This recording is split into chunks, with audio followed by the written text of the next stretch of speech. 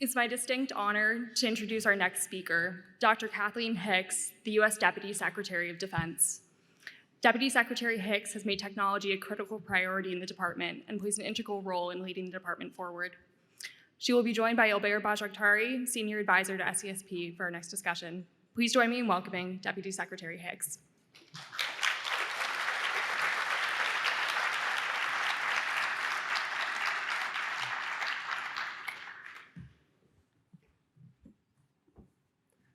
If that's for you. Okay. Good afternoon, everyone. Good afternoon, Dr. Hicks. Thank you very much for joining us. It's great to have you here. I know you have a very busy schedule, so appreciate you taking the time to come and talk to us. This is your third time at the Pentagon for an impressive career of nearly 20 years in public service, so appreciate your service. You came to the Pentagon this time, I think, very focused on what the National Defense Strategy has called the pacing challenge, which is China. But then about a year into your tenure, this February, we had the Russian aggression of Ukraine. So I was wondering if you could maybe perhaps start us off by just giving us your sense of the latest in Ukraine, and then where do you think the department is on the pacing challenge of China? Sure. First of all, thanks very much for having me, and thank you for hosting such an important conference on issues that we care about a lot at the Defense Department.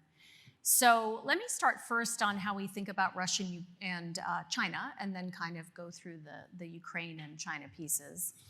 In our national defense strategy, we've referred to Russia as an acute threat, and I think this Ukraine crisis really demonstrates every aspect of that. Acute meaning it can be sharp and near term, and potentially more transitory than the pacing challenge that is China. So on Ukraine itself, we obviously have seen really tremendous Ukrainian gains in the last week or so. I think where we have seen advantages to Ukraine, it is due to many factors, most centrally, of course, the Ukrainians themselves. But also it has to do with the fact that there's a strong coalition, the US, NATO, and others, who are standing up for countries protecting their sovereignty, who are saying that the rules of the international order do apply, and countries like Russia should not be attacking their neighbors, and there are consequences when you do so. I think what we're seeing in Ukraine is the ability of that community of nations to stand together economically despite hardship, in terms of security assistance, of course, and other kinds of economic and humanitarian assistance to the Ukrainian people. Let me switch over to the pacing challenge of China. China we see as the country that can bring together a comprehensive suite of power. It has the greatest potential for that, and over the longest period of time. That's economic, technological, of course, military power, information capabilities. And that's why we think of it as a pacing challenge in many areas of warfare. Not all, but most areas of warfare. China presents the hardest target, the most advanced capabilities. And if we want to be able to protect US interests, we have to be taking those capabilities into account in how we develop our own approach. And that's what we're really about. We're about deterring aggression. We're about creating stability to protect US interests. We're not about seeking out warfare or conflict with the CCP. But what we see today is, and we have seen over decades really, is the growth of Chinese military capability. And now we see that really combined with some activity that is very worrisome to the US. That's the pacing challenge issue.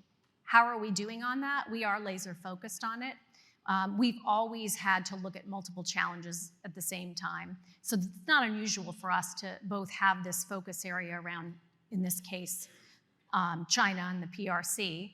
We have, at the same time, of course, in Ukraine, the necessity, importance, and intent capability to look at those issues as well. So we're able to do both of those at the same time, and happy to talk a little more about our approach on China as you like.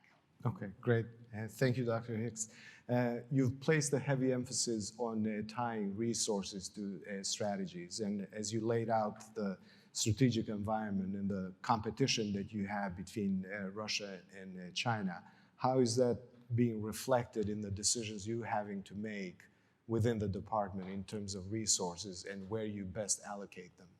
Sure. So in our base budget, and right now it's the President's budget request for 2023, we are very much focused on that pacing challenge of China. We do pay attention to, as I mentioned before, there are some areas where Russia is a pacer. Undersea warfare would be a really obvious one. In our nuclear triad recapitalization, we of course are thinking about Russia as well as China. So there are some exceptions. But our budget is really built out against those pacing challenges. When it comes to assistance to Ukraine, we are developing that outside of the defense budget, and it's in both cases we have the advantage of significant bipartisan support, both for assistance to Ukraine and in terms, of course, of a bipartisan coalition strongly around the focused on the U.S. maintaining an ability to deter and, if necessary, fight and win in any kind of conflict that China might put forward that threatens our interests. So that's sort of where we've been able to manage the budget. The real resource trade-offs that we face are not exactly that. They are about how we keep our focus on China over time, China today, China for the 2027 timeframe, China for the 2035 timeframe, and for the 2049 timeframe. And as we have to follow that arc and look at that arc of our own capabilities, force design in the far term, force development in the midterm, and being ready to fight today, it does mean trade-offs in other kinds of capabilities. So where we are making those resource trade-offs, they're in areas like fourth generation aircraft, they're in areas like any kinds of, let's say, surface combatants that aren't survivable. Those are places where we have to take more risk, even in, say, our ISR capabilities that aren't particularly well suited to non-permissive environments. Those are the kinds of trade-offs that we're making. Okay, great. Your budget this year, your budget submission places a heavy emphasis on R&D, and I know innovation is one of your priorities. Are you satisfied in terms of where the department is and is moving in R&D? We have the largest, in the 23 budget request, the largest R&D request we've ever had. And I am satisfied that we have selected the right areas to go after based on the strategy. Generally speaking, I'm quite confident that we've done a very rigorous job of tying the resource requests that we've put forward to Congress to the strategy, and we're in the midst of the build for the 24 budget right now. We're doing the same thing. And it really is, as I said, looking at this, how do we think about China today, in the midterm, and the future, while still, of course, being attentive to areas we need to look at with regard to Russia, counter VEO, or some other areas. So I am satisfied with that tie. We can't control, if you will, any of us, this is the conundrum, where innovation goes, how it develops, where the breakthroughs come from. And so what we have to do in the Defense Department is make sure we have an ecosystem for innovation that's as vibrant as possible. That means we have to look very much outside the department as well. So those federal R&D dollars, they're going into all kinds of partnerships and collaborations and connections, allies and partners, the nonprofit and research community, the commercial sector, and we want to really make sure we're opening up all those avenues so that we can have the best shot at those federal dollars actually returning outcomes for the warfighter. I can just add one more piece to that. Part of that innovation ecosystem that's so important for us is making sure we are experimenting and then shifting into production capability. So it's not just the R&D dollars in the right tech sectors. It's about going after the right operational problems and making sure we have a culture of innovation that brings together operators, intel analysts, and technologists routinely. And then, as I said, that we have the acquisition tools and the trust of Congress to convert that into production. Great. Thank you. If I may follow up on the issue of the innovation ecosystem industry more broadly. Are you satisfied in terms of where the relationship is between the department and the industry writ large? Is the private sector stepping up to help the department solve some of these challenges? And is the department, on the other hand, making it easier for the private sector to work with the department? I think the private sector is absolutely stepping up. I think if I, snapshot where we are today, I'm very fortunate to be at the department at a time when, as I travel around the country or again internationally, the doors appear quite open to working with the department. There is a desire to protect a democratic way of life. We have a values-based approach to how we think through the use of technology and the other tools of warfare. We've led in areas like responsible AI, et cetera. And I think we also have demonstrated that we understand the need to pull the commercial sector in and the research sector in. So I think those are all really good signs. On our side, we're really hard to work with. And that's been true for a very long time. And multiple teams of people have come through to try to make that better. Do I think we're better today than again, maybe 5 years ago? Absolutely. I think we have more tools. I think the culture changes have been important. Do I think we are where we need to be? No. And a lot of that, again, is cultural change. It just is going to take a substantial amount of leadership and drive and the incentives in the right place to keep pushing the system to really fire that ecosystem. The United States has so many advantages for us to use. I find sometimes people seem quite forlorn. They seem to long for civ-mil fusion in the Chinese sense. That's not the right model. We've got the right model. The question is, can we fire up that model? And that's where I think there's a lot of opportunity. We got to excite that opportunity. We got to access it. And we need to get our partners over on Capitol Hill to have faith that we know how to do this so that we can move forward. Okay, great. Staying on the innovation theme, Dr. Hicks, you've placed a heavy emphasis on innovative operational concepts. Are you satisfied in terms of where the department is with these concepts in terms of their design and submission for your review? And specifically on China, are you confident that DoD has a plan in place that in the event of a crisis would lead the United States to prevail? So I just want to parse this a little bit. You said plan and you said concepts, and I want to separate those a bit. We do a lot of really good planning. I think our planning is progressing very well. I give a lot of credit to the Indo-PACOM commander for doing some great work along with a lot of other combatant commands that are linked up together to think through planning. Operational concepts. We do have the joint warfighting concept. I came in the door when we were at 1.0. We have passed through 2.0, and we are rapidly approaching 3.0. I think we have taken a smart evolutionary approach to ensure that we've really teased out a lot of the challenge sets we want to. We have to ask some hard questions to make sure that we get out of a groupthink mindset. A lot of gaming and simulation, et cetera, goes into that. So I do think we have a pretty strong set of principles and approaches, which I will not get into, as you might imagine.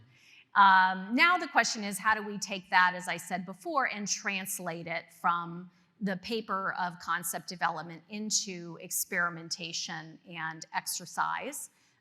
All the way through to the .mil-PF, for those who live our world, into the doctrine and the people and the material and everything we need to execute on those concepts. I do think we are down a strong path on that, and it was one of the areas I was most worried about coming in. We have to continue to incent good concept work over time. We will learn things, technology will evolve, our approaches will evolve, and we have to be ready to seize those opportunities. So I don't see it as a fixed point in time on operational concepts, quite the opposite. I think we have to have some good, strong principles understand what the operational challenges are, which themselves will change over time, that an adversary can pose, and make sure we're taking advantage of our asymmetries and shoring up, mitigating our risks wherever we can. Okay, great. In February, Dr. Hicks, you directed the establishment of the Office of Digital and Artificial Intelligence Yes. Officer, the CDAO.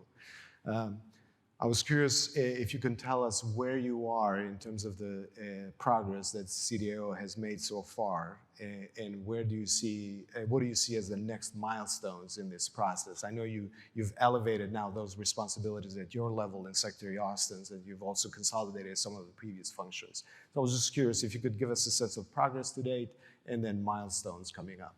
Sure. So CDAO is a new organization, but it's an organization built on their building blocks that preceded it. One of the things we wanted to do when we came in, as we took stock, is figure out where the state of the art was on the commercial side for many of the things we were trying to do. We saw that the department was really struggling with data.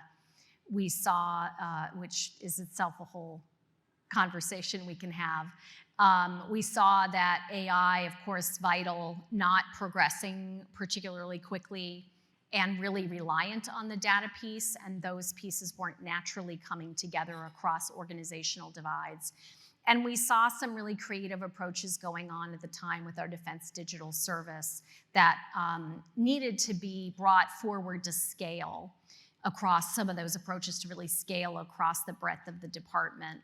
And as we looked at the commercial sector, did a couple of studies, it was clear that a model like what we now have as CDAO was the much more common approach for now. So that's what we did. We brought those pieces together so the data and the AI really build as a stack. You know, Craig Martell, our CDAO, talks about, he has a Maslow's hierarchy of need version, and it really starts with the data. You have to start with the data. And how do we act? Certainly the Chinese have started with the data. You have to be thinking through how we access all of that. And that matters everywhere from the boardroom all the way out to the edge, tactical edge. And so we're worried about this all the way across that. So CDAO has stood up, it's brought those pieces together. I think they're making tremendous progress, again, on the boardroom piece, which matters for things like making sure taxpayers get their money worth out of the department.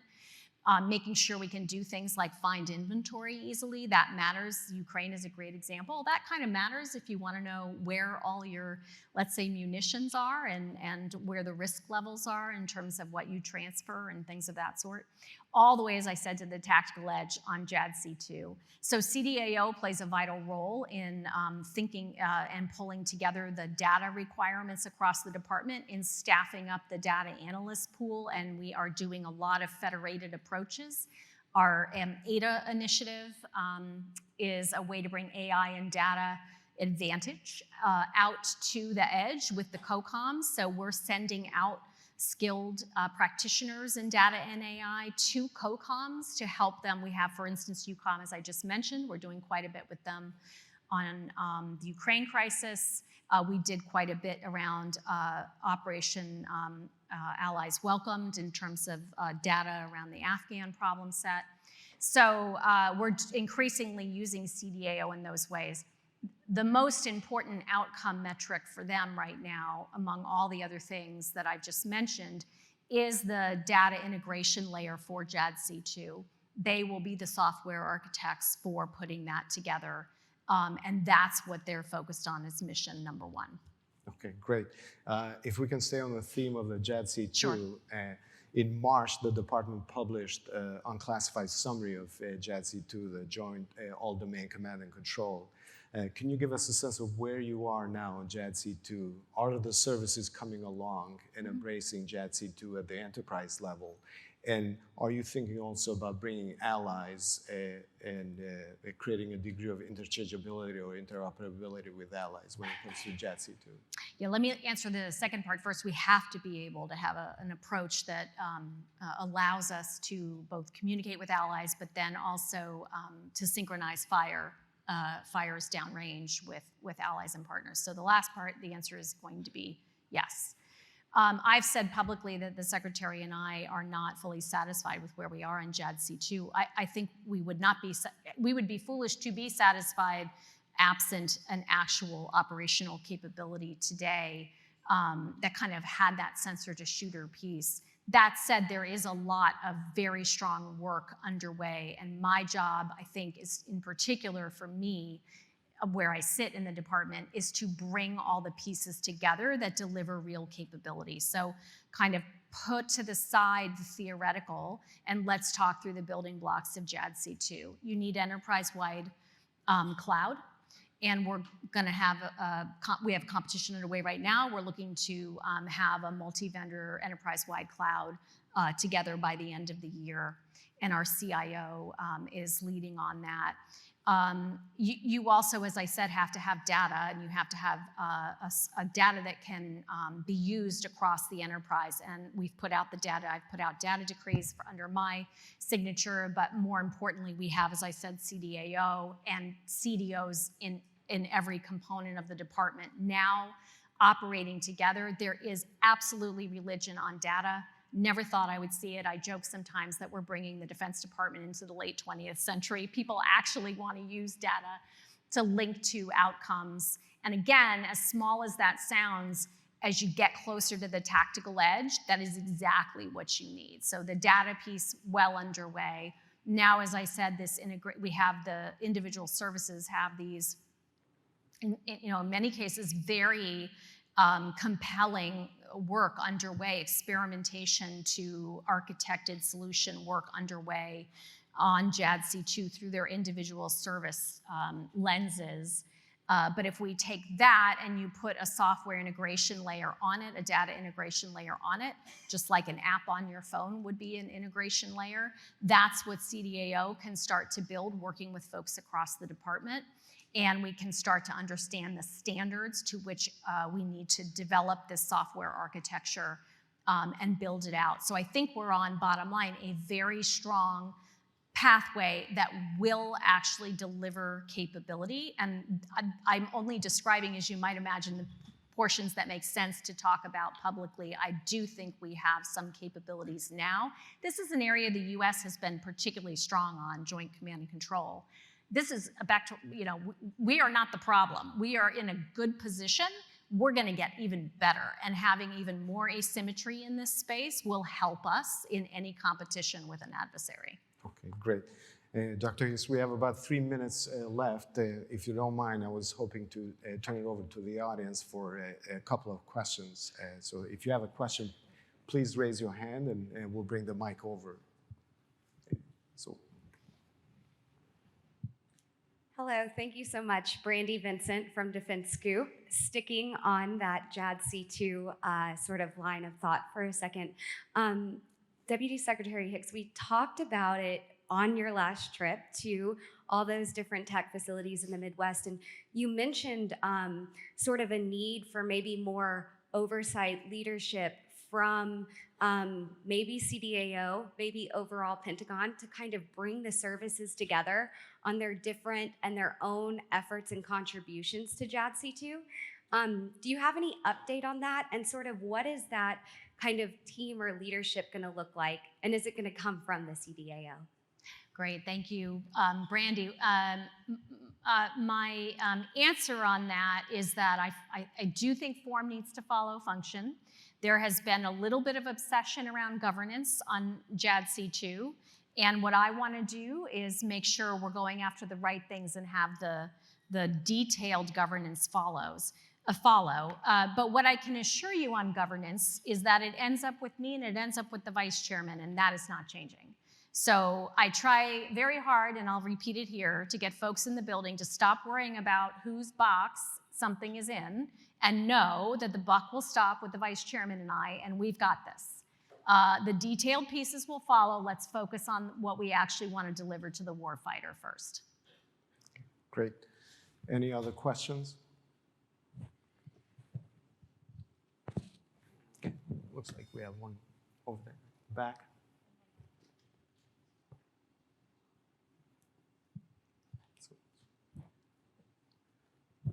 Last question, please. Yes, thank you. Angela Ray, Grove House.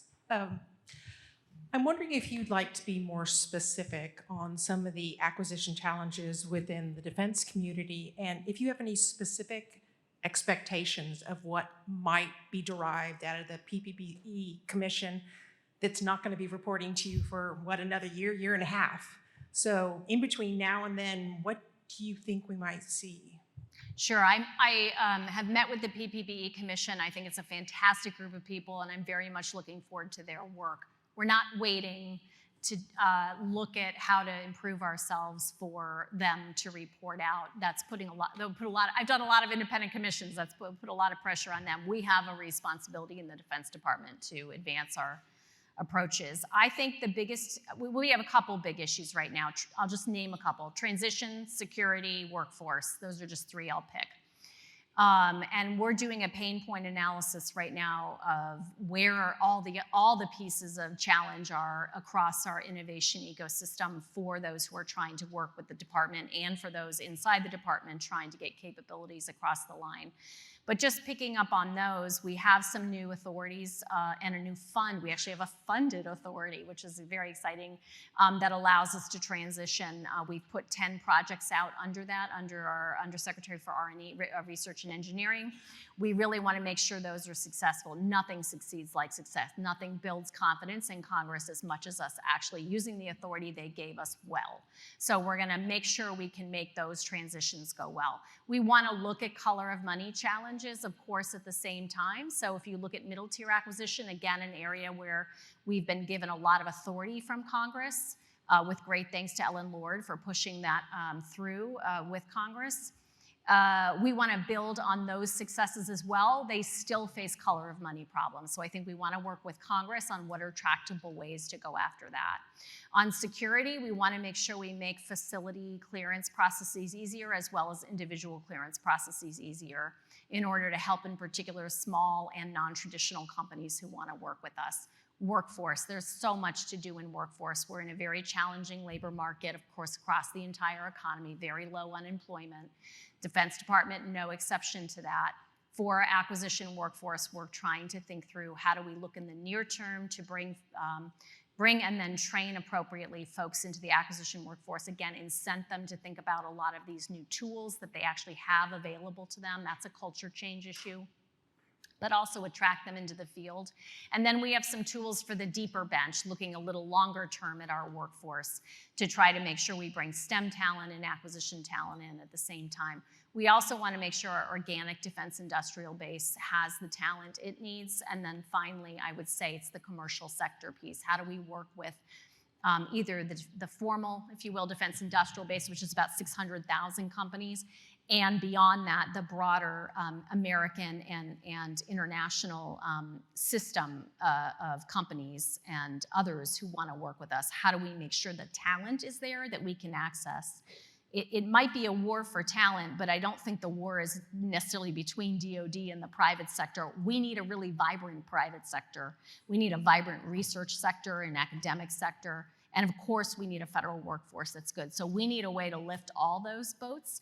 And I think things like the CHIPS and Science Act that just passed are going to be huge advantages to us. We need more of those kinds of bipartisan efforts that help us all get after talent.